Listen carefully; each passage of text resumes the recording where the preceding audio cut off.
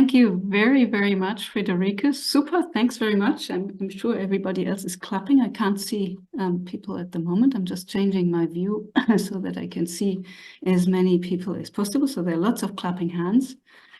And maybe I just would like to take up your very last slide, Friederike, to do a little advert on behalf of Interfaces, because we are planning an event on 17th June at IDOS, also to celebrate World Desertification Day and the UNCCD anniversary. I've seen that Michael Bruntrop is in the audience. Maybe you want to pitch the event at this moment, Michael, before we go into the discussion on the many questions that there are, probably. Just very briefly. Yeah, very briefly. 17th in the evening, there will be an event exactly celebrating 13th anniversary, and we have decided to do it in the kind of a marketplace. There will be one round of a panel discussion with UNCCD and a researcher, let's say, more a conventional event discussing sustainable land management and the support of science for that. And later, and I think that is a more interesting part, is a marketplace where we invite scientists, but also NGOs, project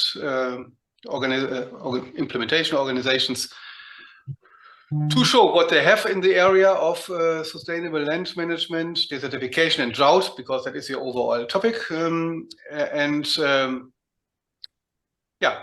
Try to foster networking among these organizations. And there will be also music. African music, so that is really the interaction and the fun aspect of it will be as important as the information. Thank you. Thanks, Michael. Super. So that will be in Bonn in person. So unfortunately not hybrid or online, but for those of you who can make it to Bonn, you're very welcome. And there will be information circulated. Anyway, so I don't want to take too much time from actually Friederike's presentation.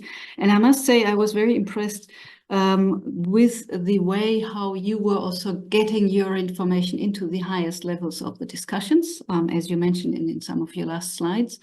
And what you showed up, the conflicts that are inherent in these drives of both protecting the environment and also protecting the people's rights. I would like to open the floor for questions. Don't be shy. I can see a lot of, for your information, Friederike, a lot of participants from the projects that we are working together with, Interfaces, InfoRange, Coins, Declaré. I'm not sure whether there are people from Declaré, but I can also see some other colleagues from outside of the projects from CEF. Please do raise your hand so that Friederike can answer your questions. Yes, please, Michael. Yeah, I continue. Friederike, I have followed your project. It was starting at the same time. It was initially a CEVO Begleitvorhaben, isn't it? And my question is, how important was that very close cooperation with GIZ for your success, for example, to bring in bringing these issues to the UNCCD? Yeah, that's the question. Thank you. Should I directly respond or collect first? Yes, I mean, please. I'm happy to directly respond. Just directly respond. Yeah. So Okay. other people can think of some questions and raise them. Yeah. Yeah. Thank you, Michael. This is a good question, and I now realize that I didn't say too much about the history. So it's the Global Soil Week has a longer history than what we have done here now. That's completely correct.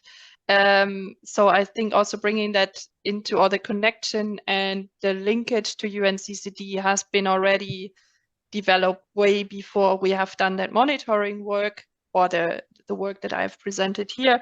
And it was a GIZ project where we have already started, or we first had, it was less connected to the Global Soil Week, has also a different history of bringing soil and land rights, land governance people together, because you might think, okay, that's all, all talking about land, but sometimes really distinct communities as well. So we had set up, well,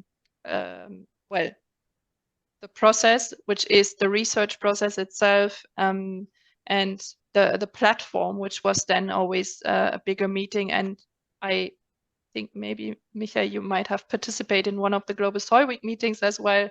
And that's where the start of the UNCCD work also well was born in a way.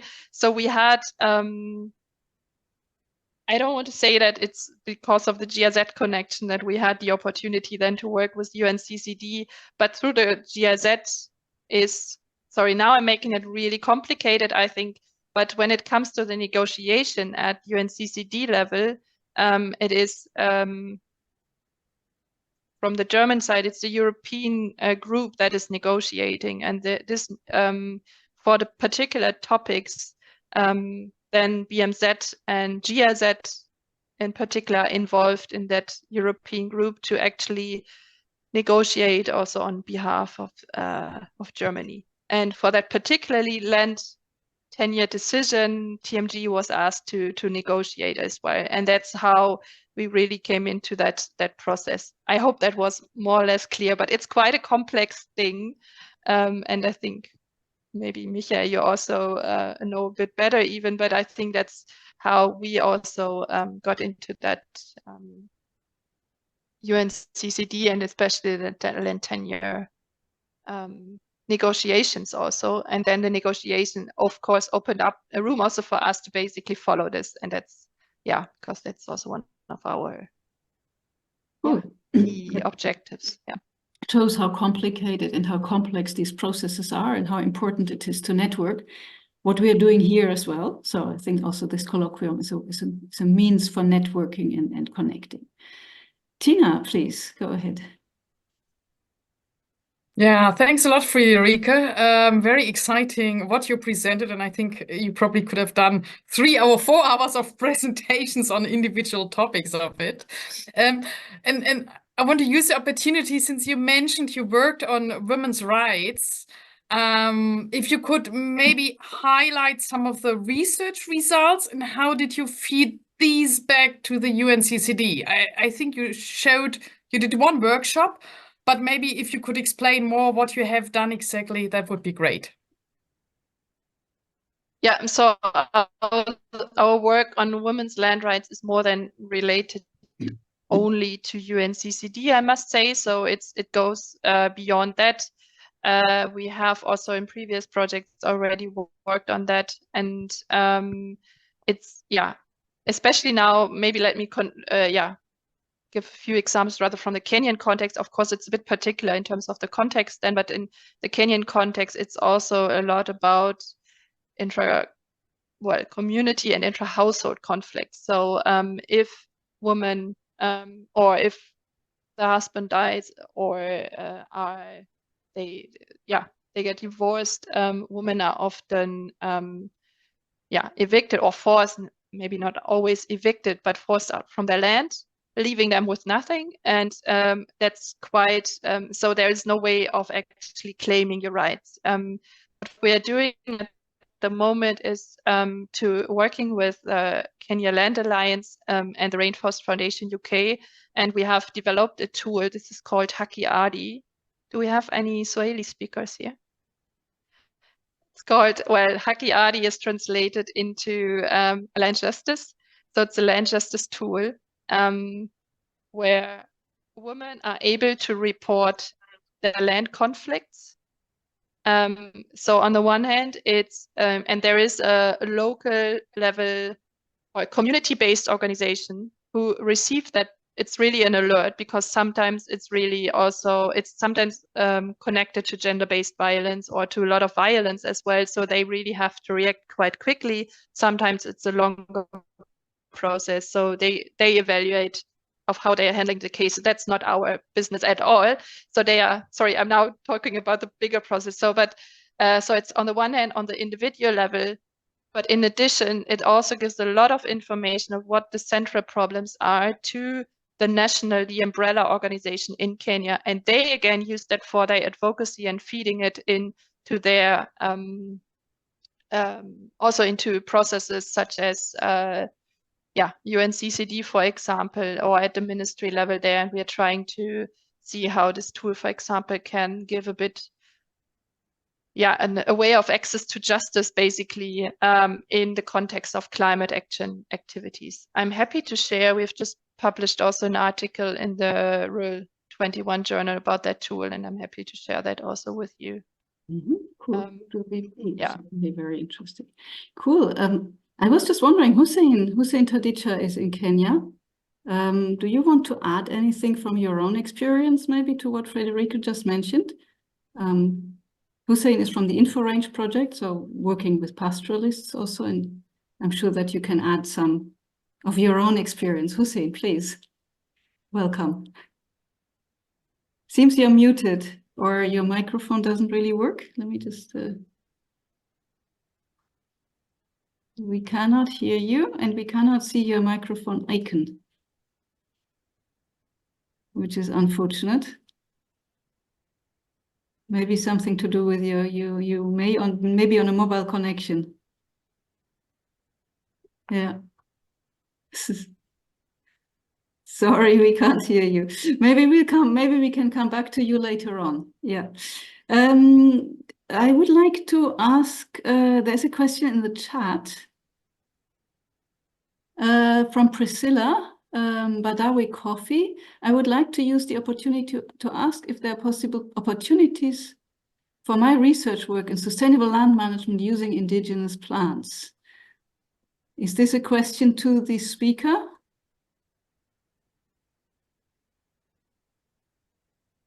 I'm not sure.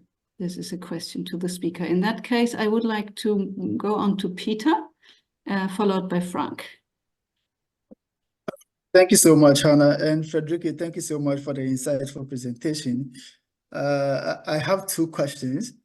The first question has to do with the nature of land tenure in Africa, and then specifically in rural African communities.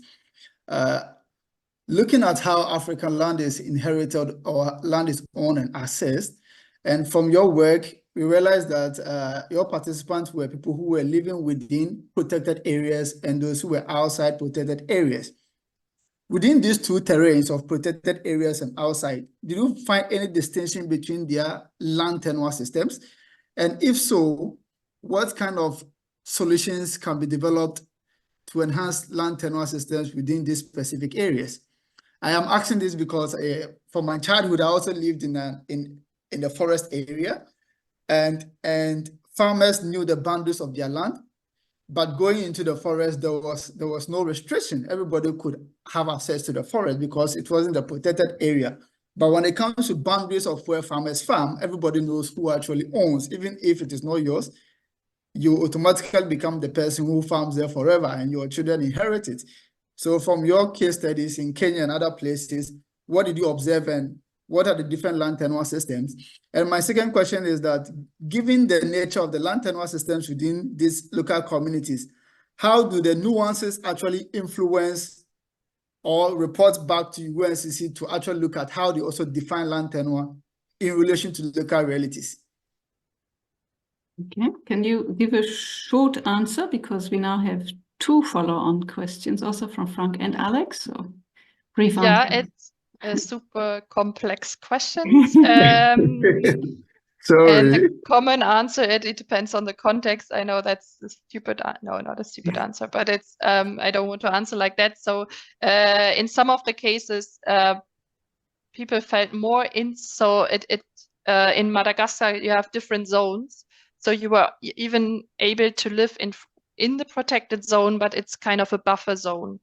And the people in these buffer zones feel even more insecure than those outside, because they have kind of a use right for that period of time, but they can be, if they do something wrong in a way, if they don't follow the rules, they can easily lose their land.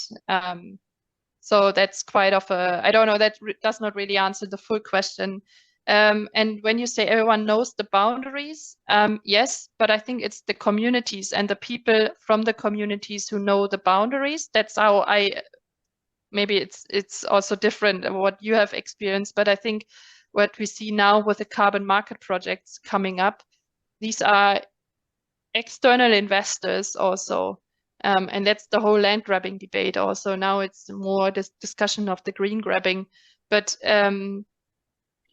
so others might not know that boundary, and also the state might be less inclined of respecting that boundary if this is not formalized, for example. So I think that's also the UNCCD is not considering all different types of land tenure systems, but that's why, and it's really, I would recommend to also read that decision. It's not just one sentence, but they specifically, and that makes it special, refer to legitimate tenure rights. And I think that makes it quite special also in terms of the other, or compared to the other conventions. So that they say, okay, we should respect the legitimate rights and not only like formalized land rights or one type of land tenure. Okay. Thank you. Okay, we have Frank, then Alex, and Hussein managed to go onto a different device, so I'll put you after. All right, so Frank, then Alex, then Hussein. Brief questions, please, and brief answers. Yeah, thank you very much for the presentation. My question goes in a bit of different direction. As far as I could see, at least according to your case studies, governments seem to widely ignore the needs and opinions of local people. And I was wondering if there are also good examples where governments really account for the wishes of the local people, where they offer job options, yeah, things like that. Maybe you can comment on this. A really important question, and it's good to get that feedback, because I didn't want to frame it only in a negative way, but highlighting sometimes problems then also easier. No, but there are also some good examples, especially the Benin example, where it turned out to be, I mean, through the process also of engaging the communities, it was, or in some parts, it becomes more of a positive process where now the communities are working together with the forestry officers to access or to get like particular use rights for a certain period of time, and so on. So there are good examples.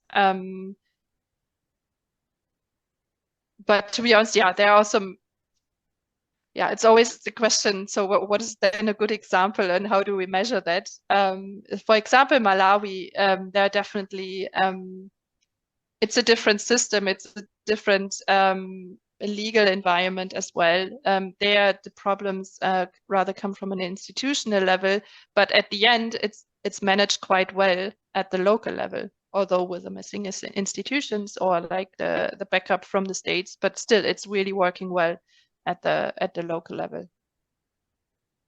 Mm-hmm. Thank you very much. Alex, welcome. Thank you. Yeah. Yeah, so my question has to do with the countries or the areas where they work in close to protected areas. I wanted to know if there are any kind of red plus interventions going on in those areas. I ask that because underlying these issues of land tenure and all that is how people seek to capitalize on their ownership rights to generate some revenue from that particular resource that they have control over. So I would like to know if in those areas there are any red plus interventions going on. And I ask that because in Ghana, we have a number of red plus interventions ongoing, and then there are also issues of land tenure and tree tenure. But you find out that if you have a very good benefit sharing scheme, all these issues about land tenure and then tree tenure seems to disappear because the stakeholders or the actors involved are all getting some kind of revenue from these schemes. So I would like to know if there's something similar going on there, and then how these some of these kind of interventions can also be a source of solution to some of these land tenure issues in those countries. Very Thank complex you. question again. Exactly. Over to you. REDD+ is a very good example. In our setup of the research, we looked at this quite a lot as well, to look also at the good examples, how, well, there is also a lot of critique on REDD+, of course, as well. So the areas that we have selected are not REDD+ areas, but I know in general, they are sometimes also other like target areas for the other conventions, for example. So there is a lot of overlap. So one forest, at the end, at the local community, they don't really care whether it's then an LDN area or an area that is the protected area contributing to the nationally determined contribution from another convention. And so it's a bit, there are overlaps now in the context of the carbon markets. Yeah. So there we are looking much more into the REDD+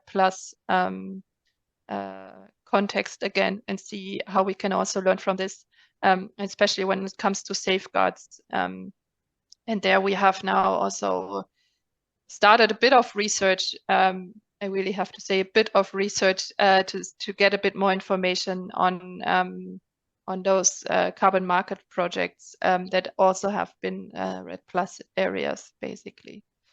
But yeah, I leave it at that. I could talk much longer about it, but yeah. A lot of room for further discussion. Yeah, Hussein, I hope that you can speak now. You're still muted, so you need to unmute your microphone. Yeah, now yes, right. now we can hear you. Good. Yeah, thank you so much. Thank you, Frederick. I think it's an interesting presentation. I was partly on the road, so that I was listening through my mobile device, so I was not getting everything, but at least I followed, and it's good. Anna prompted. Of course, I work in northern Kenya, and that is with pastoralist communities.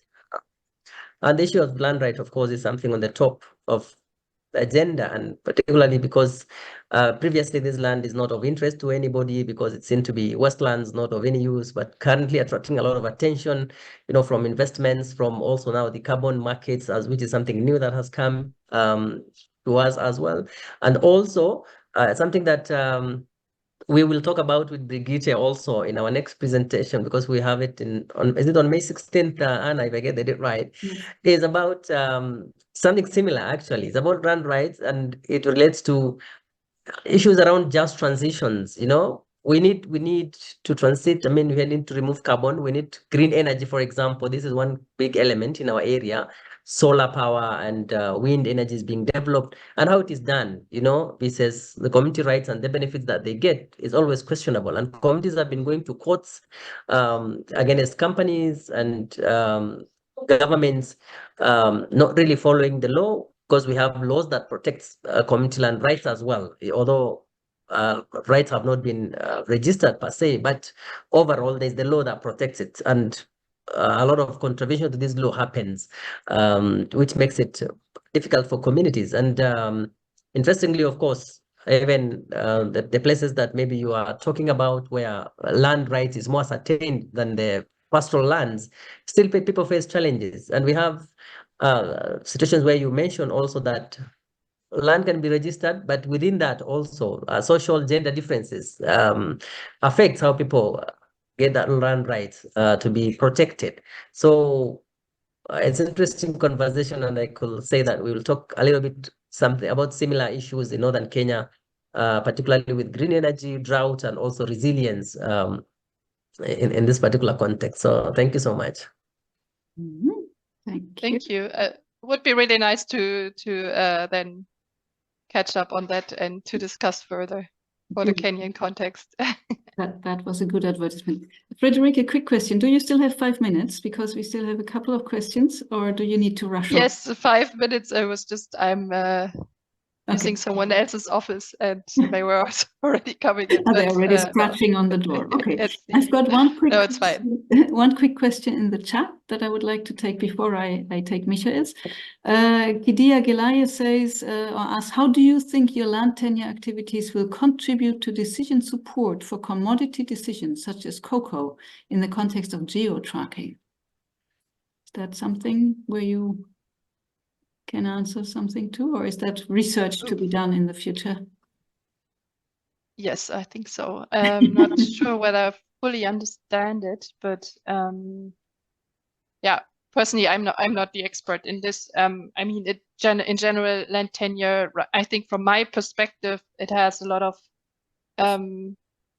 yeah, impact also on livelihood strategies, and to consider that more is quite important to think that through. So yeah, sorry, that's a really small answer now, but would be interesting to something to do more reflect research. in the Yeah. future. Yeah. Okay. Yeah. Thanks, Kidia, for the suggestion.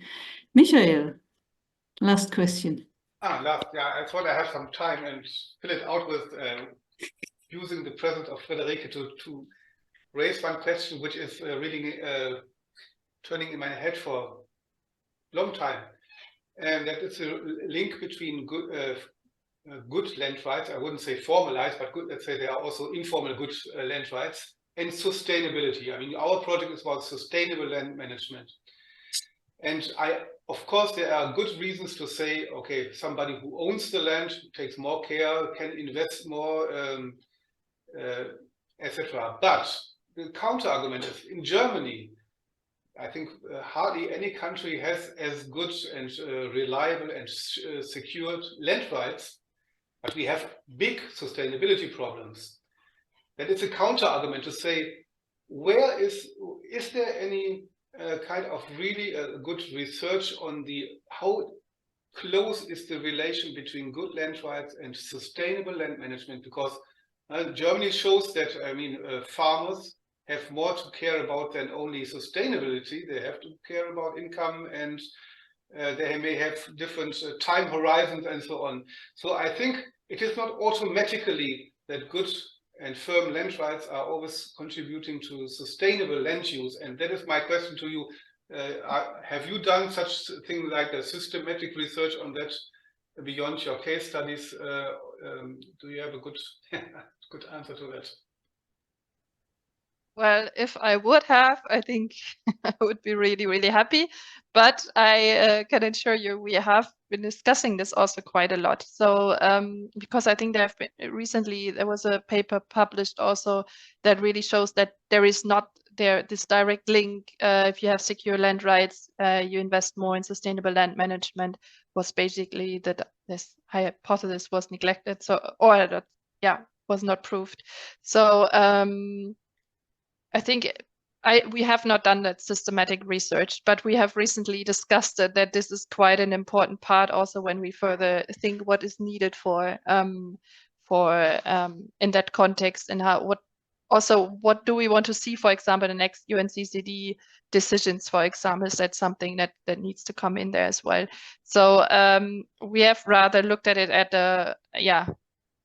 in some of the case studies. We are hopefully soon, publishing our report, which focuses particularly in one of the LDN areas on that particularly topic in Benin. So I'm happy to share that with you as soon as we have that. In the chat, I have posted a link that could be quite interesting. It's a closed project already. It's a soil rehab project that was implemented Kenya, Benin, Burkina Faso, where we have developed different social innovations to actually address this topic from very different angles. So all of these solutions were developed by the CSOs and based on the local context. But there were some really interesting solutions. But that's again at the local level, not a systematic thing to do. Happy to further look into this jointly and discuss that. Yeah. Thank you. Thank you very, very much, Friederike. for both the presentation and the discussion, very intense discussion, showing really the complexity of the issues and the importance to discuss it at various agencies, not just going through one channel, but really going through various channels.